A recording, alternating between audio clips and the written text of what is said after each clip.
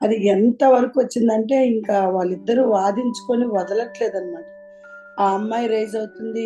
వీళ్ళు రైజ్ అవుతున్నారు. అసలు ఒక క్షణం నన్ను మధ్యలో కూర్చోబెట్టారు. మ్యామ్ మీరు చెప్పండి రిజర్వ్ చేయండి అంటారు. ఎవరు చెప్పింది వినట్ల. ఇంకా నేను లాస్ట్‌కి చూసి రామ్‌తా రామ్‌తాన్ని పిలుచుకున్నాను. నేను చెప్పాను. "మీరేం చేస్తారో నాకు తెలీదు. ఇప్పుడు ఇది ఆగిపోవాలి ఇక్కడికి. ఇక్కడే ఈ ఆర్గ్యుమెంట్ ఆగిపోవాలి."